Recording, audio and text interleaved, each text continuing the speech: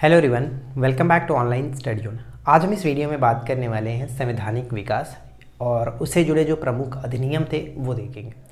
जैसा कि आपको पता है कि पहले भी पेपर में इस टॉपिक से रिलेटेड क्वेश्चंस पूछे गए, चाहे कोई भी एग्जाम्स हो यहाँ से डेफिनेटली क्वेश्चंस पूछे ही जाते हैं।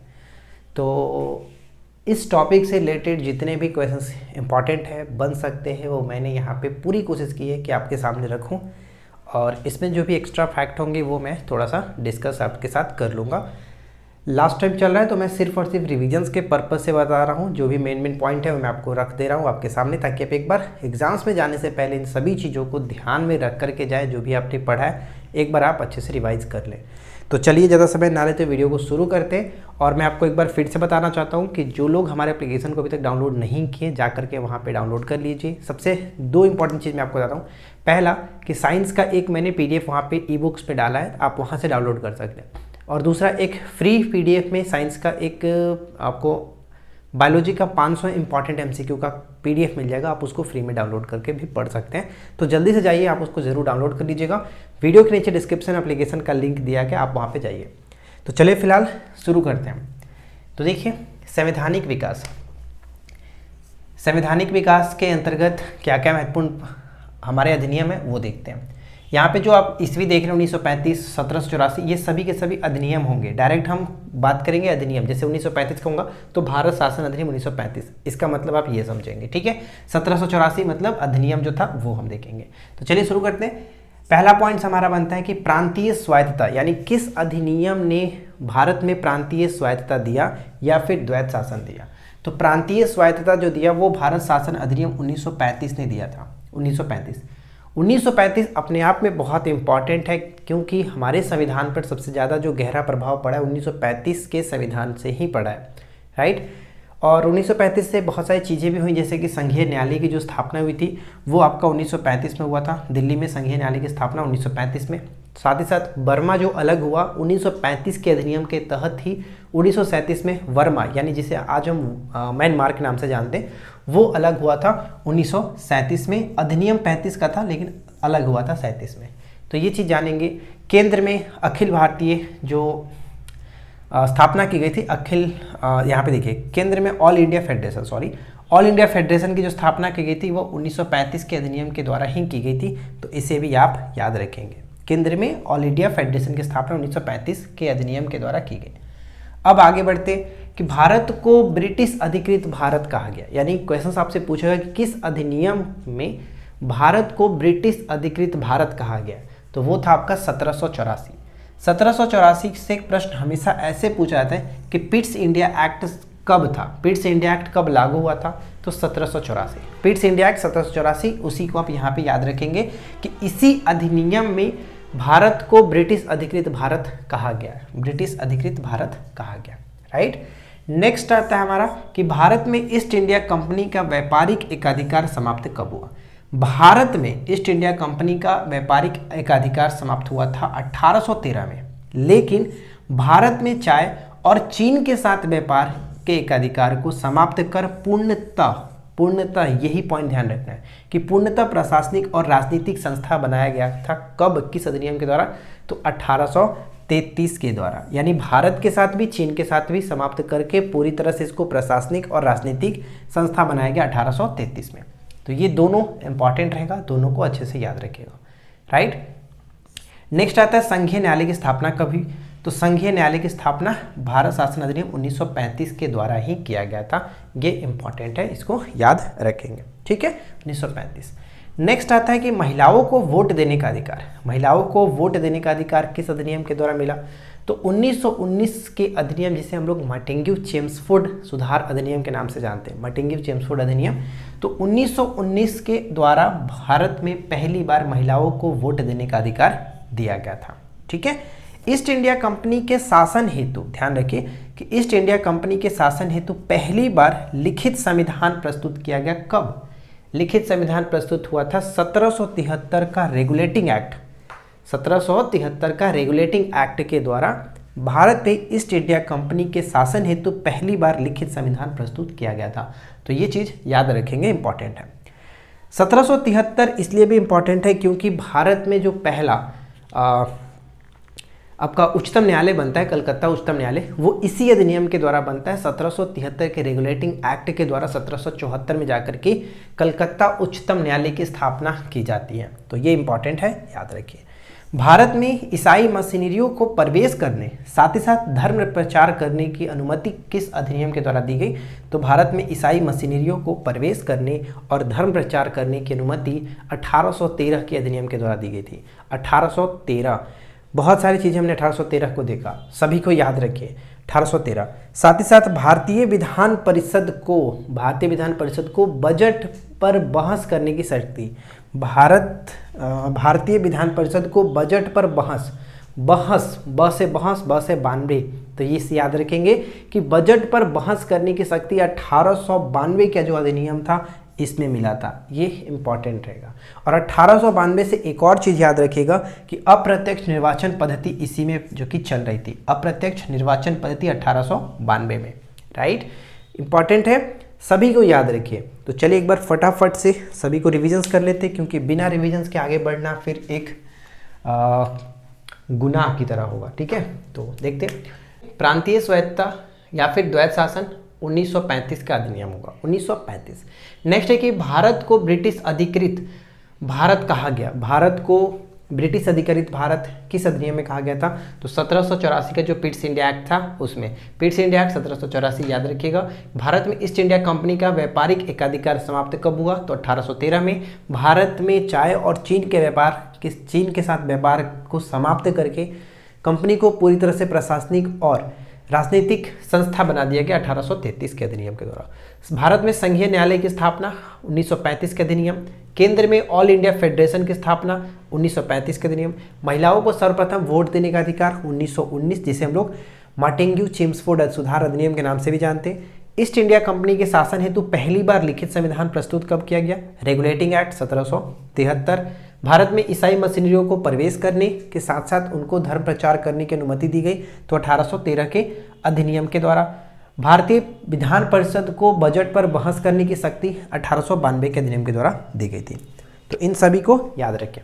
अब चलिए इधर बढ़ते हैं और इसमें जो इंपॉर्टेंट है वो देख लेते हैं। इसमें आपका बनता है राष्ट्रपति की अध्यादेश निर्गत करने की शक्ति। राष्ट्रपति को अध्यादेश जारी करने की जो शक्ति दी गई है वो 1935 के अधिनियम के द्वारा दी गई है। अब आप नीचे कमेंट करके ये बताइए कि राष्ट्रपति को अध्यादेश जारी करने की जो शक्ति है वो किस अधिनियम के द्वारा दी जाती है?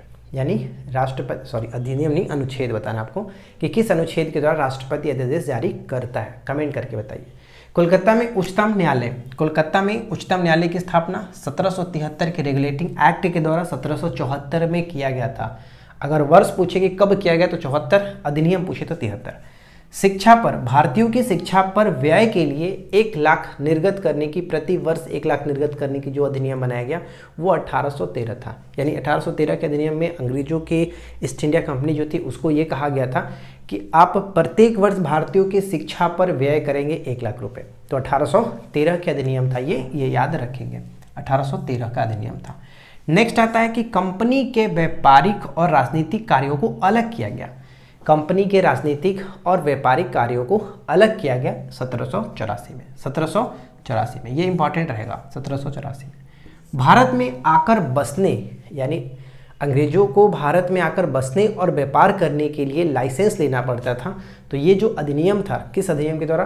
तो 1813 के द्वारा है। जैसे मशीनरियों को प्रवेश करने और धर्म प्रचार करने के लिए अनुमति लेनी पड़ती थी, तो 1813 के द्वारा ही। भारत में मंत्रिमंडल व्यवस्था की शुरुआत कब की गई?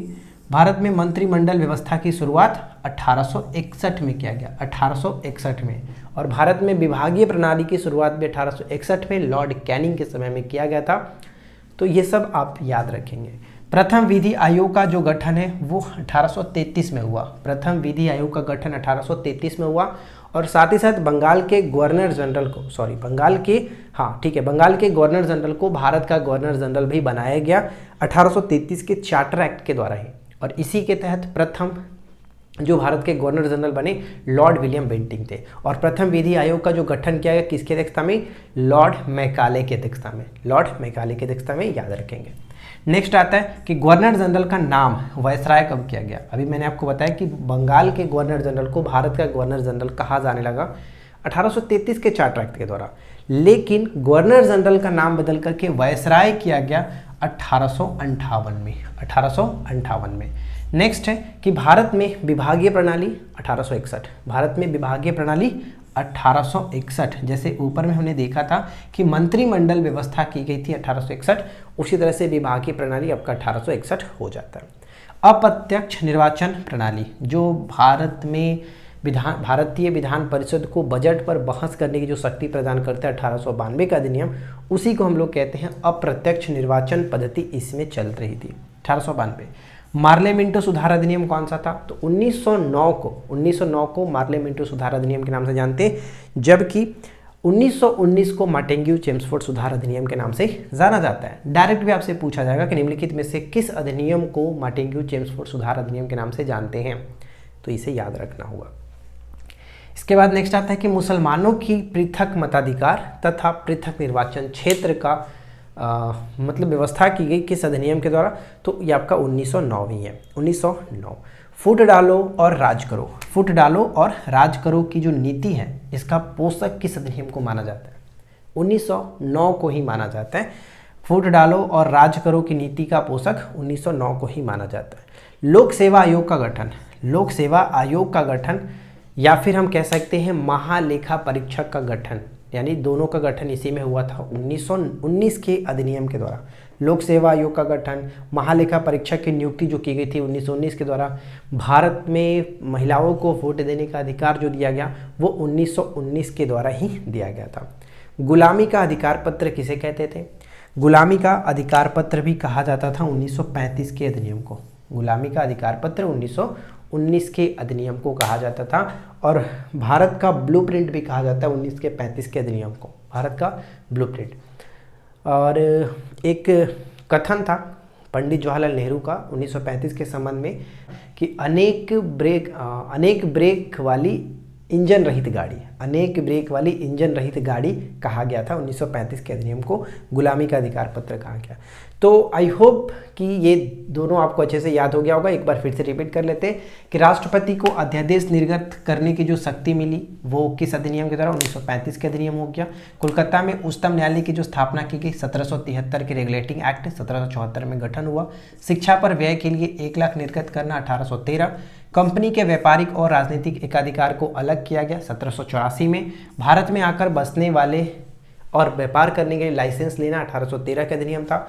भारत में मंत्रिमंडल व्यवस्था की शुरुआत 1861 में। प्रथम विधि आयोग का जो गठन किया गया 1833 के अधिनियम। गवर्नर जनरल का नाम वायसराय किया गया 1858 में। भारत में विभागीय प्रणाली 1861 में स्टार्ट की गई। साथ ही साथ अप्रत्यक्ष निर्वाचन पद्धति 1892 में। मार्ले मिंटो सुधार अधिनियम 1909 हो जाता है। मुसलमानों के लिए पृथक निर्वाचन पद्धति की स्टार्टिंग 1909, जिसको हम लोग मार्ले मिंटो सुधार अधिनियम के नाम से जानते हैं। फुट डालो और राज करो की नीति का जो पोषक माना जाता है वो 1909 को ही माना जाता है। उसी तरह से लोक सेवा आयोग का गठन, साथ ही साथ महालेखा परीक्षक की नियुक्ति का जो प्रावधान किया गया वो आपका यही अधिनियम है 1919 का अधिनियम, ठीक है। महिलाओं को वोट देने का अधिकार 1919। गुलामी का अधिकार पत्र 1935 को कहते हैं। और बाकी मैंने ये सब कुछ आपको करा दिया। प्रांतीय स्वायत्ता, द्वैत शासन 1935, ये सब कुछ आपको याद रखना है, ठीक है फ्रेंड्स। तो उम्मीद करते हैं कि ये वीडियो आपके लिए हेल्पफुल रही होगी। वीडियो कैसा लगा नीचे कमेंट करके ज़रूर बताइए। और हम पूरी कोशिश कर रहे हैं कि जितने भी महत्वपूर्ण टॉपिक है आपके एसआई एग्जाम्स के लिए, और ये ऐसा नहीं है कि सिर्फ एसआई एग्जाम्स के लिए, एसआई एग्जाम्स में ये सब टॉपिक डेफिनेटली पूछे जाते हैं, बाकी और भी जितने एग्जाम्स हैं उन सभी एग्जाम्स के लिए आप पढ़ सकते हैं, ऐसा कुछ नहीं है, क्योंकि यहाँ से भी अलग अलग एग्जाम्स में क्वेश्चन पूछे जाते रहते हैं। तो उम्मीद है कि वीडियो आपके लिए हेल्पफुल रहेगी। पसंद आया हो तो लाइक एंड शेयर करिए। चैनल पे पहली बार है सब्सक्राइब करके नोटिफिकेशन बेल आइकन को ऑल पे सेट कर लीजिए। हम आपके साथ मिलते हैं नेक्स्ट वीडियो में नए टॉपिक के साथ। Thanks for watching, keep watching, keep learning, have a good day.